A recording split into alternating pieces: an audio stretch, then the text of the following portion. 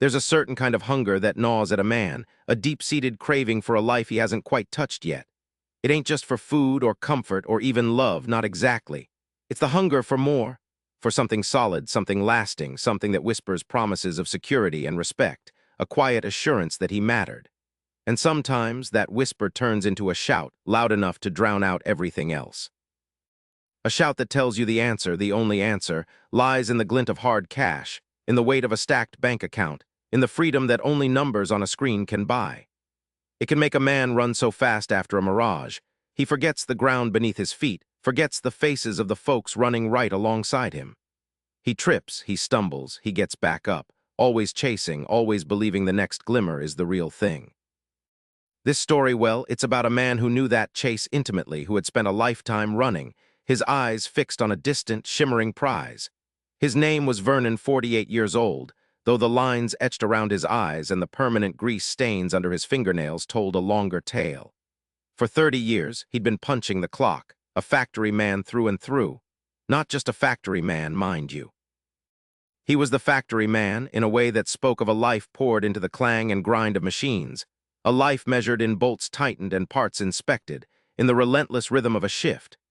His posture was a testament to thousands of hours spent bending, lifting, tightening, inspecting. There was a quiet intensity to him, a subtle tautness in his shoulders even when he was just standing still, like a spring coiling, always ready. You saw it in the way he moved, economical, precise, never a wasted gesture, never a wasted drop of energy that could be better spent elsewhere, perhaps on a late-night calculation or a whispered prayer over a scratch-off ticket. He wasn't a loud man, didn't crack many jokes on the line, didn't linger after his shift for idle chatter. He was always there, always doing his part, and usually a bit more, earning that over time, pushing for the bonus, always with an eye on the bottom line. His presence was reliable, almost stoic, a pillar of quiet industry amidst the industrial roar. His hands. Ah, those hands. They weren't the soft, manicured kind you'd see in a magazine, nor the brawny, unblemished hands of a younger man still dreaming of glory. These were working hands, scarred and calloused, knuckles swollen from years of repetitive strain, the skin tough as leather. The surface was rough, a landscape of minor cuts and ingrained grime that soap and scrub brushes couldn't quite conquer. They told you everything you needed to know about Vernon without him ever opening his mouth. These were hands that had built things, fixed things, provided for things, lifting the burdens of his family day in and day out.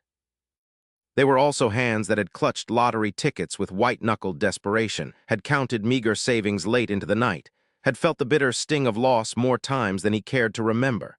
They bore the weight of his hidden ambition, the silent pact he'd made with himself decades ago, to climb out of this, to achieve financial freedom, no matter the cost in sweat or sleep. And his eyes, they weren't dull or defeated, not yet.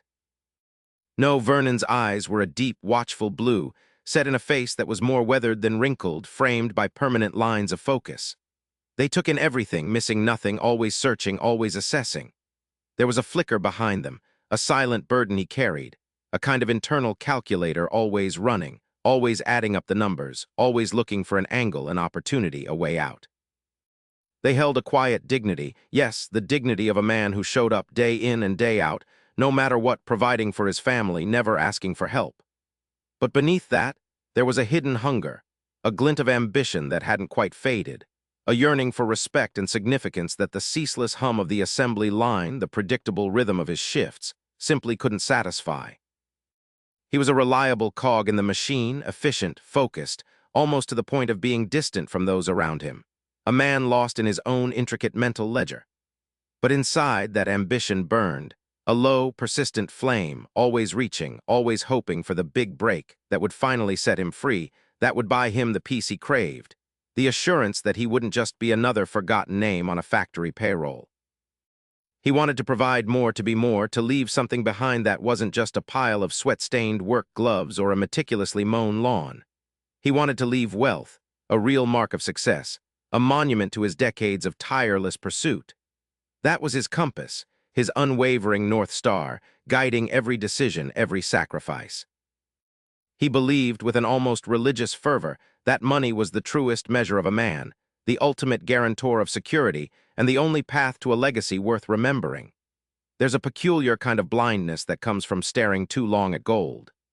A man can fix his eyes so hard on the glint of what he thinks will save him that he misses the slow, steady sunrise, the shifting landscape, and the faces right beside him. He chases that shimmer, convinced it's the only true light, only to find it's often just a reflection, fleeting and cold. Vernon, at 48 years old, was a man whose skin seemed to wear the years like a second, tougher hide. His hands, calloused and ingrained with the grease and grime of the factory floor, bore the story of a lifetime of repetitive, demanding work. But even at rest, they seemed to carry something heavier, a silent burden he carried, a kind of internal calculator always running, always adding up the numbers, always looking for an angle, an opportunity, a way out. They held a quiet dignity, yes, the dignity of a man who showed up day in and day out, no matter what. His face, though lined, held a watchful dignity, but his eyes, deep-set and often clouded with a distant focus, betrayed a quiet intensity. They were the eyes of a man forever calculating, forever searching for the next turn in a complex financial maze. His world started long before the sun had anything to say about it. 5 o'clock in the morning, every damn weekday, the alarm ripped him from sleep. Not a gentle chime, but a harsh, insistent buzz that was less a reminder and more a declaration of war against the last vestiges of rest. Maria, his wife, would stir beside him, sometimes a soft sigh escaping her lips, sometimes just the quiet shifting of blankets.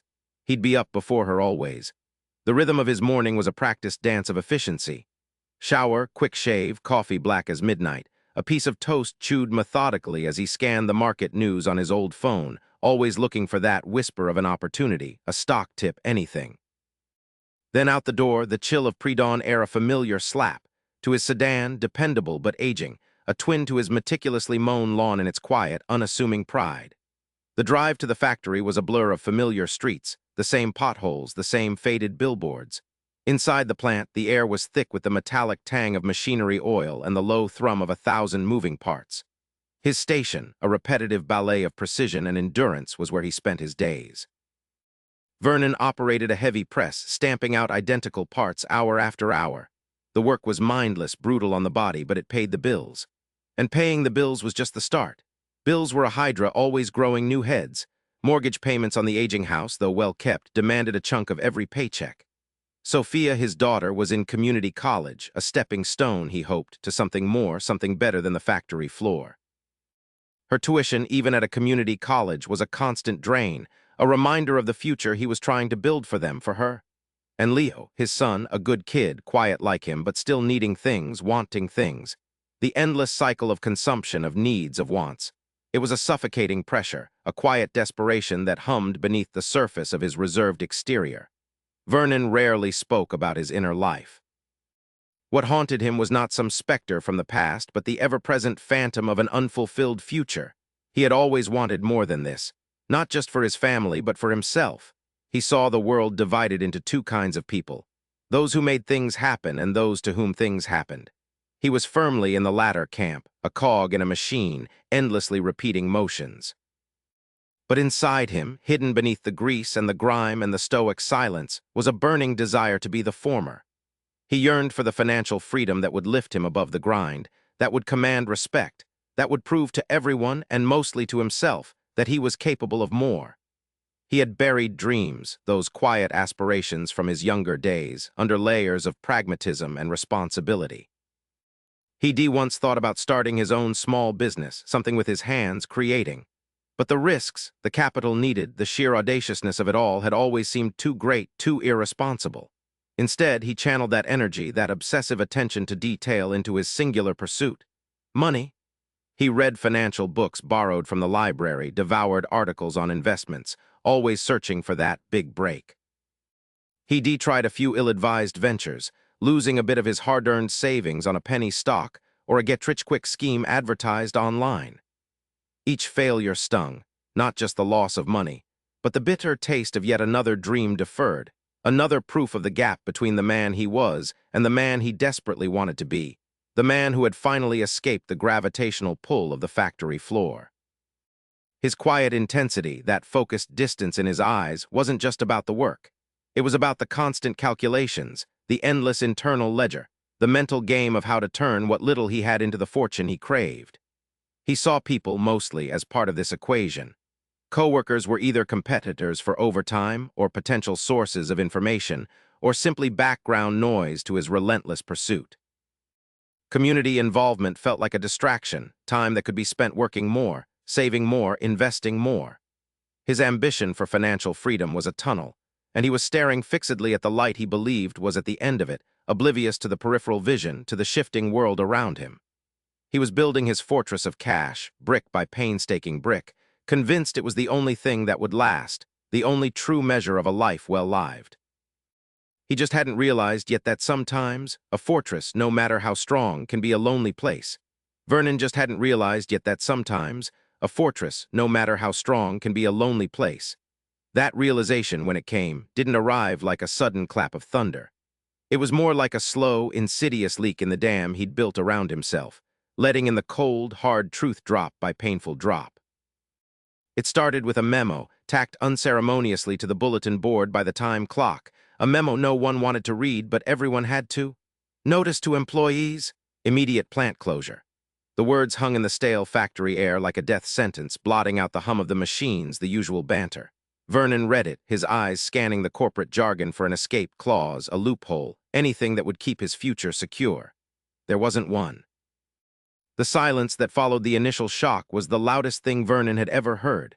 Men who had laughed and cursed and sweated alongside him for decades stood frozen, their faces turning from disbelief to a hollow despair.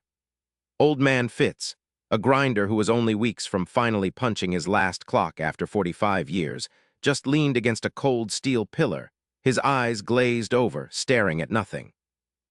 Young Miller, the kid who'd just taken out a mortgage and whose wife was due any day, buried his face in his hands, his shoulders shaking. Vernon watched them, a knot tightening in his own stomach. His first thought wasn't for them, not really. It was for his own careful calculations, his own fortress. This was a setback, a major one. The severance package would be something, but it was finite. His carefully hoarded cash, meant for bigger things, would now be drained just to keep the lights on, to keep Maria from worrying, to keep Sophia in college and Leo in his sports.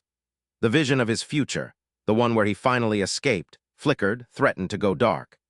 He went through the motions of his last few weeks, working with the same meticulous efficiency, but his focus was fractured. The usual background noise of the factory now carried a different weight.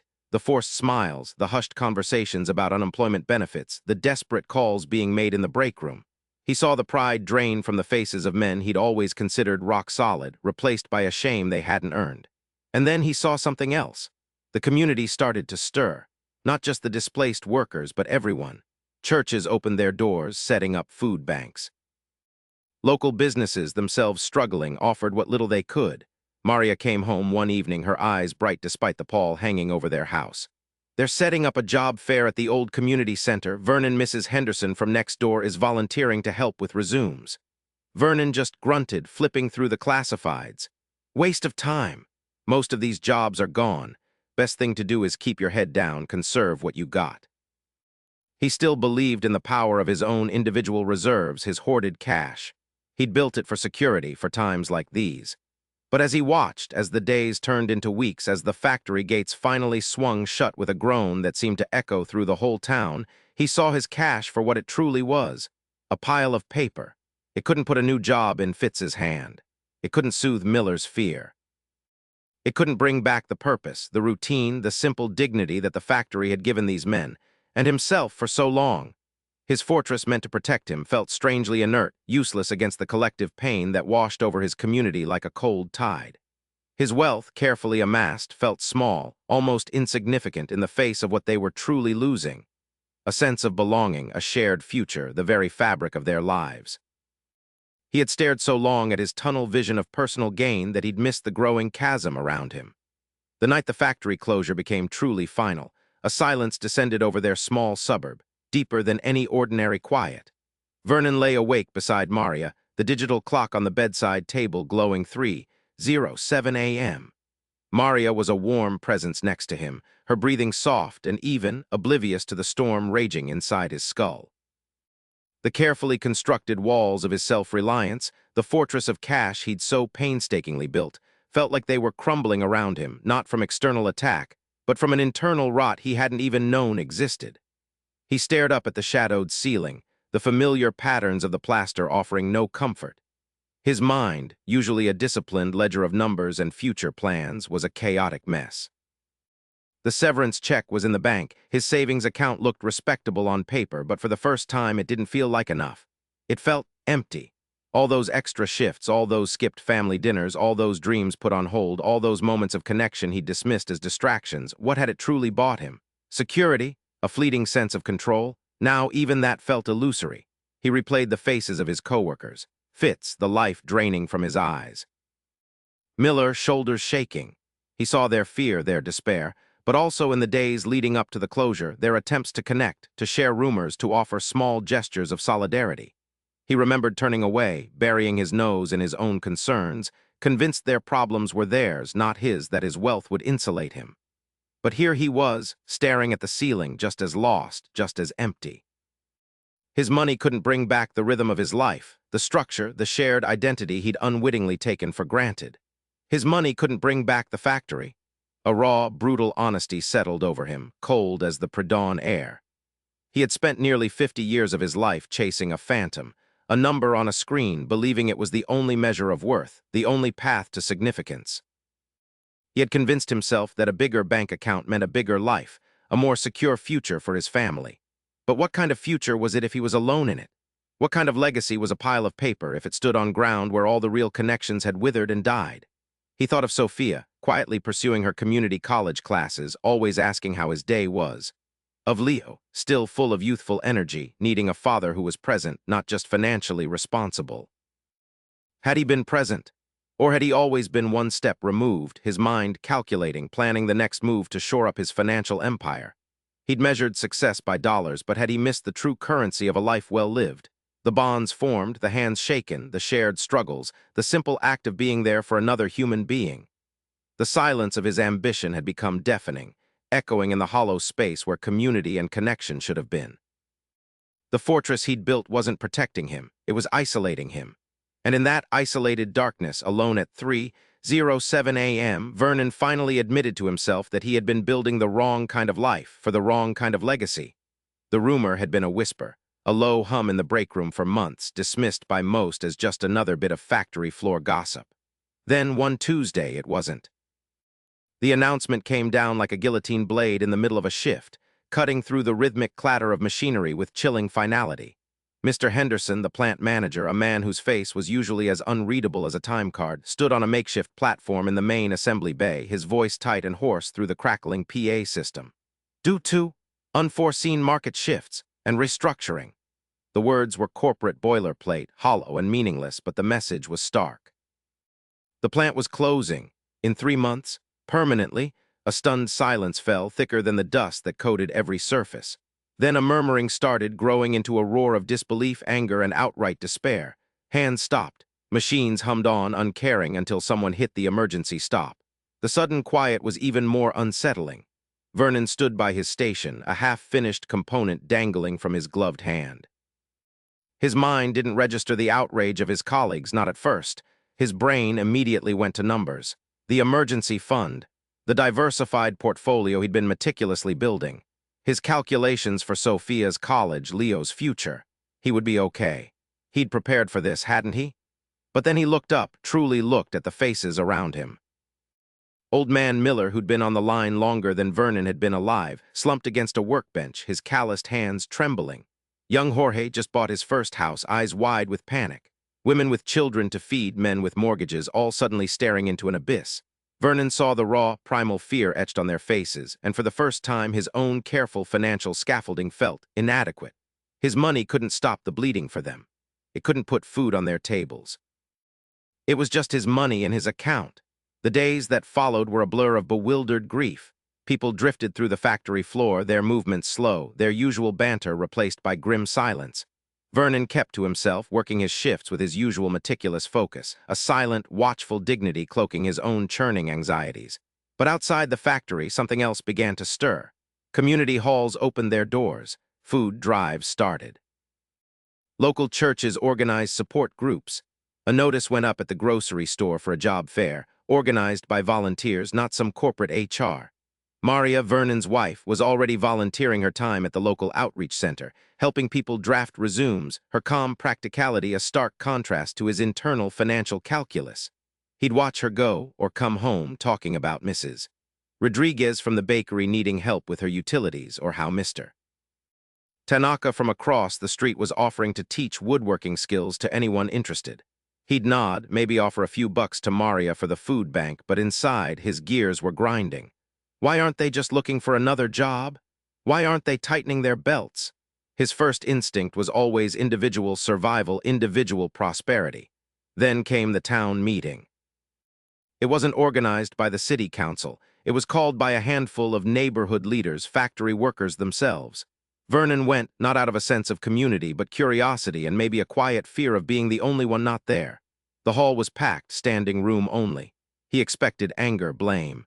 Instead, he heard stories. Stories of shared hardship, yes, but also of surprising acts of kindness.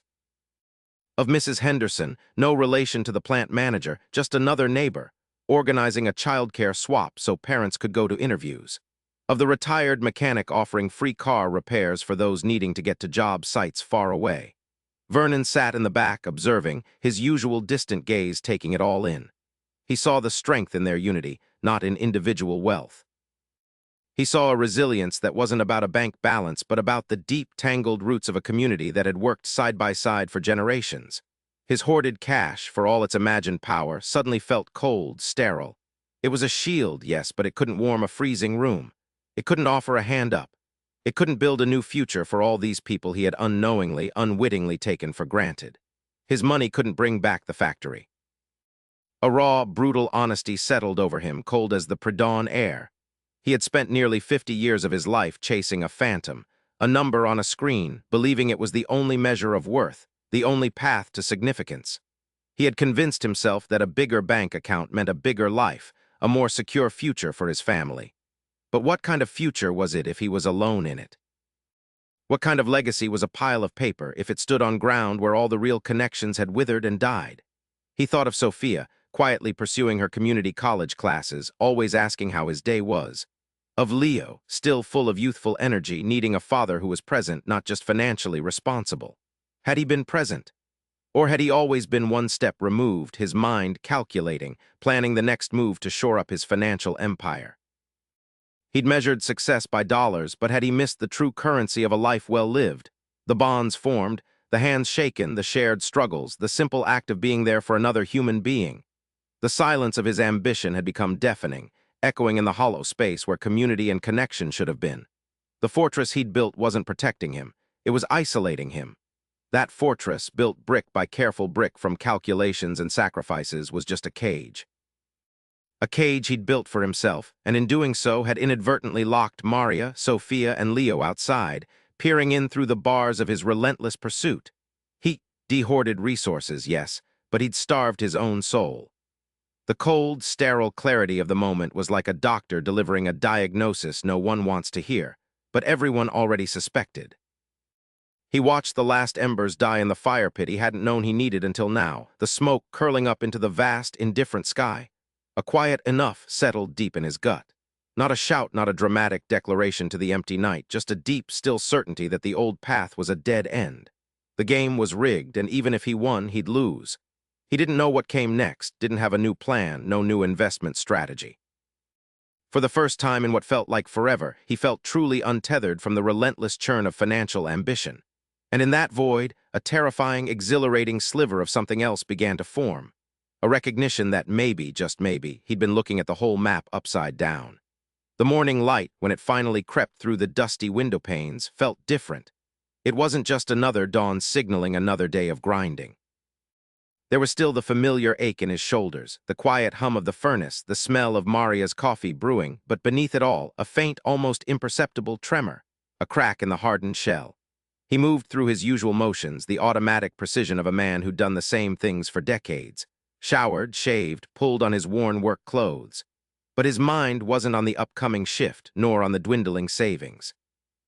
It was on the faces he'd seen yesterday, etched with worry, but also with a defiant spark of community.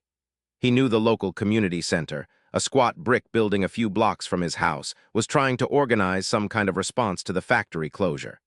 He'd seen a hastily printed flyer tacked to a lamp post on his walk home detailing a community support meeting for displaced workers.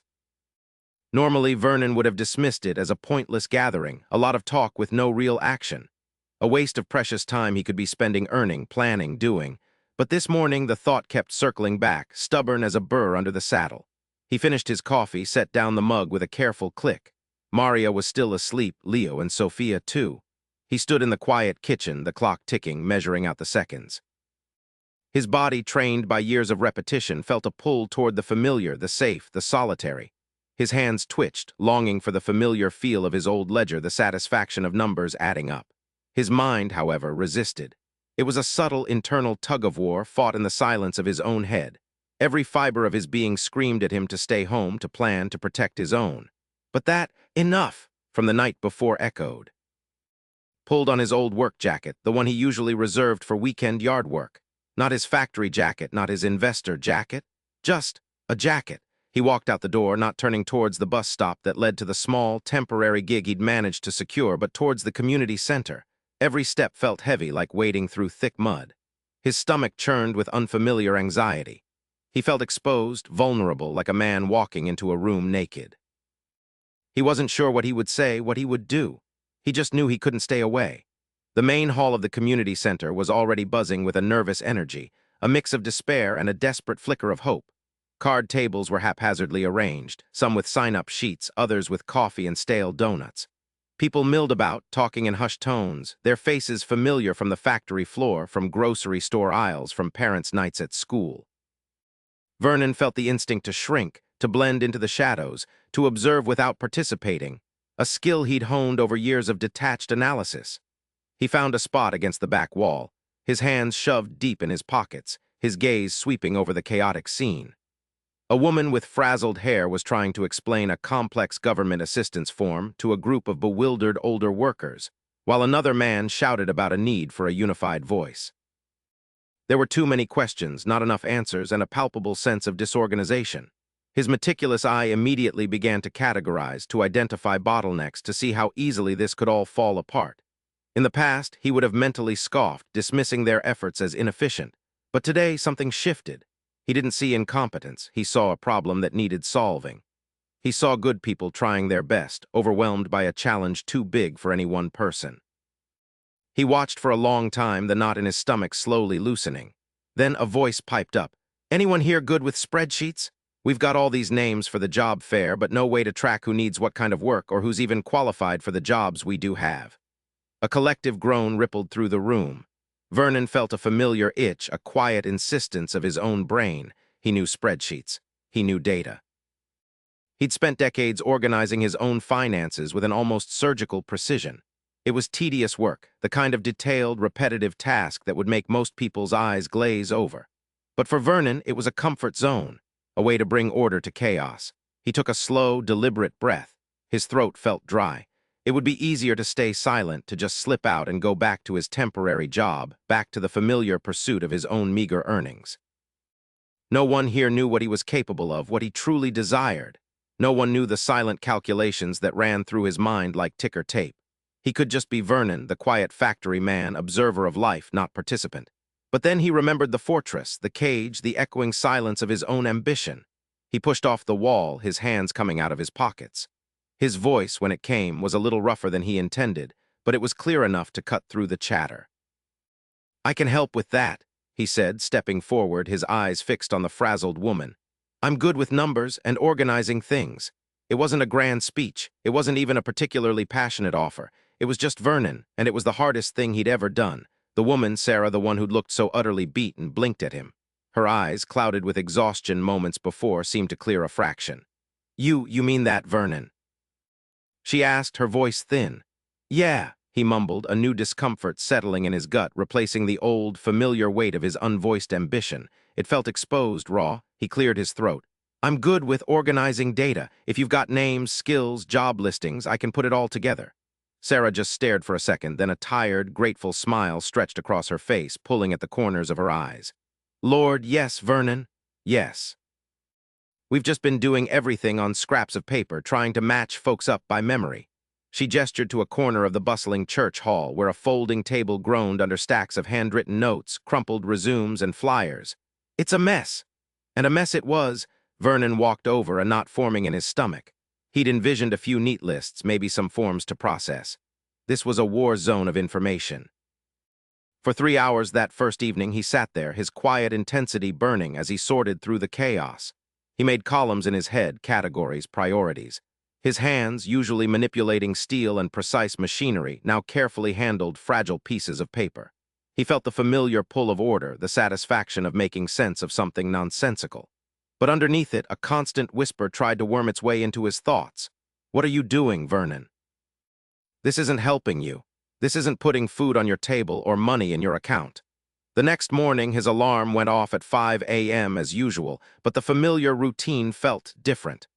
He showered, dressed, ate his oatmeal. Then instead of heading to the temporary machining gig he'd landed, he detoured to the community center.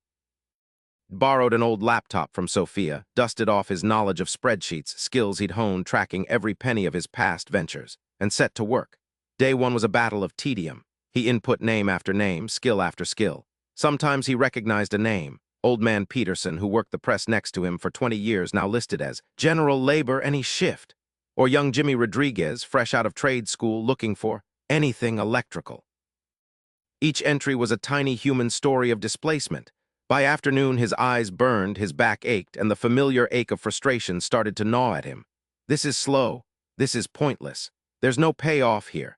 His mind, so accustomed to seeking personal gain, kept trying to quantify the value, to find the angle, the hidden return on his time. There wasn't one, not in the way he understood it. By day 3, the initial quiet satisfaction was gone, replaced by a growing resentment. He watched other volunteers, Martha from accounting, always laughing, always chatting, young Mark, energetic, setting up new outreach programs, and he felt a cold isolation. They were connecting. He was just processing. His tunnel vision, which once allowed him to focus exclusively on a financial goal, now seemed to isolate him from the very community he was trying to serve. He felt the pull of old habits, the urge to retreat, to go back to poring over stock market reports in secret, dreaming of a windfall. "This isn't you, Vernon. You chase fortunes, not charity." The words echoed the very philosophy that had led him to feel so empty. One evening, after another long day of data entry, a small, unkempt man, face etched with worry, approached Vernon's table. "Mr. Vernon," he rasped, holding out a crumpled piece of paper. "They said you could maybe help me figure out where I fit. I used to run the forklift at the plant, but I don't got any other skills, really." It was George, a man Vernon had worked alongside for decades, barely exchanging more than a nod. Vernon's immediate reaction was a flash of irritation. He just wanted to pack up, go home, maybe check the lottery numbers. He was tired. His patience was thin. He took the paper, his fingers brushing George's rough, calloused hand, a hand just like his own. He looked at George's worried eyes, saw the fear that mirrored what he'd felt when the closure was announced. For a moment, his old self, the Vernon who saw people as means or obstacles, flared up. "This is just more work for no reward. Another mouth to feed, not yours." He almost sighed, almost gave a curt, dismissive answer. He almost failed. He wanted to tell George he was busy, that he couldn't help right now. The words were on the tip of his tongue. But then he looked at the spreadsheet on his screen, the rows of names, the categories he'd painstakingly built. And George's name wasn't just a line item. It was a ghost from his past, a reflection of his own vulnerability. He took a slow breath, the kind he used to take before a particularly difficult welding job, centering himself. He forced the irritation down. "George," he said, his voice surprisingly gentle, "tell me what kind of forklift, what certifications you got. Let's see what we can find." He didn't know if he could help, but for the first time, the why felt clearer than the what. He might not be getting rich, but he was building something, one line, one connection at a time, that even money couldn't buy. The battle wasn't over, but Vernon had just won a small skirmish against himself. He picked up his pen. Vernon kept his promise to George. That night, instead of scrolling through speculative stock forums or checking lottery numbers for the 100th time, he dove into the forklift question. He called old contacts, guys he hadn't spoken to in years, people he'd always seen as just cogs in the machinery of his own ambition. Some calls were dead ends, some were met with skepticism, but he persisted. He found a community college program, a long shot, but a shot nonetheless. A week later, George stopped him on the floor. His face, usually set in a grim mask, had a flicker of something Vernon hadn't seen there in a long time. Hope. That place you told me about, Vernon? The college. They got a slot, starting next month. Thanks, man. Seriously. He clapped Vernon on the shoulder, a gesture that felt foreign and heavy, yet strangely good. Word started to spread like spilled oil across the factory floor, not in a loud, boisterous way, but in whispers, in hesitant questions asked during breaks. Hey, Vernon, heard you helped George. You know anything about welding certs?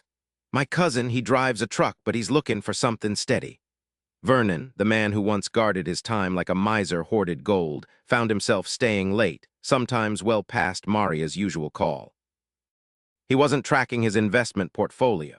He was tracking job postings, training opportunities, contact numbers. His meticulous spreadsheets, once dedicated to calculating potential returns on dubious ventures, now listed skills, experience, and potential leads for his coworkers. He'd cross-reference, annotate, make notes in the margins about who knew whom. It was the same obsessive attention to detail, but the object of his obsession had shifted. Maria noticed it first.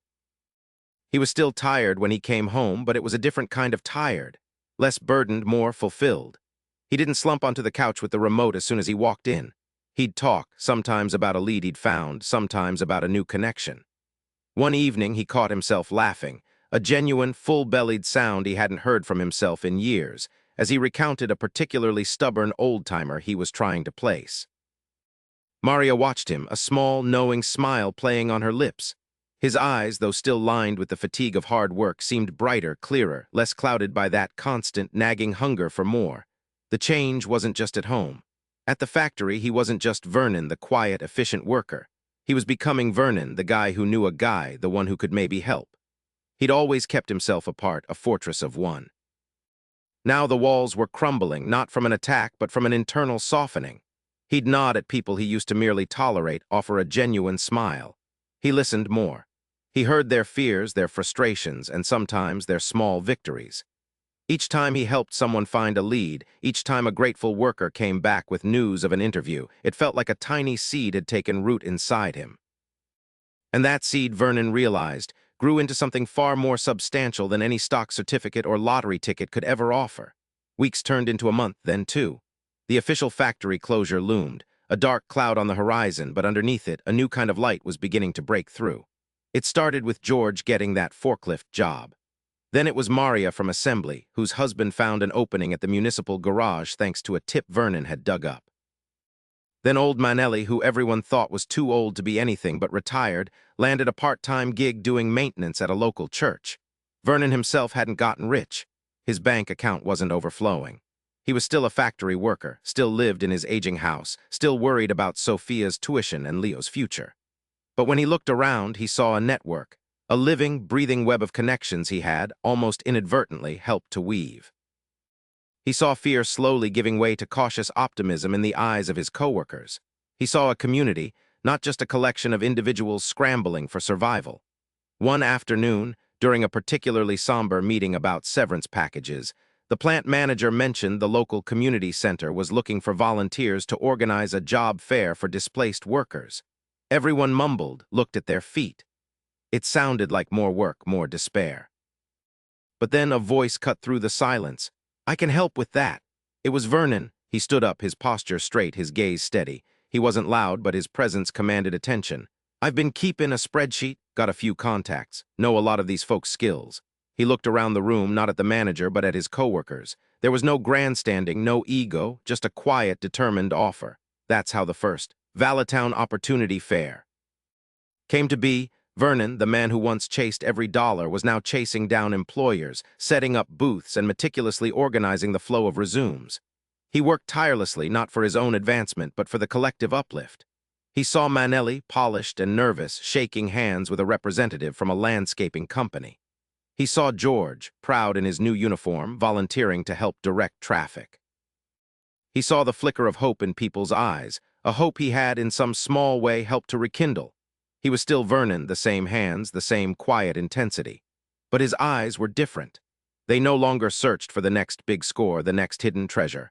They saw the value, the richness in the faces of the people around him, in the strength of their unity, in the simple, profound act of one man lifting another. He had been so blind, so caught up in the pursuit of shiny things, he'd almost missed the real gold shining all around him. He used to think money was the only thing that mattered, the only way to build something lasting. But a pile of cash don't talk back, don't help you up when you're down. Real legacy ain't in what you leave in the bank. It's in the hands you helped steady, the ladders you built for others to climb. That's the stuff that actually sticks around. And that, he realized, was a fortune no bank could ever hold. The Valetown Opportunity Fair wasn't a one-off for Vernon. It was a beginning. The spreadsheets he once used to track speculative stock purchases were now filled with lists of local businesses, training programs, and available apprenticeships. His meticulous attention to detail, once funneled into maximizing his own potential gain, was now applied to crafting resumes for others, ensuring every skill, every experience shone brightly. He started small, a weekly drop-in clinic at the community center. At first, folks were skeptical. Vernon, the man who always had his nose in a business journal, suddenly offering free help.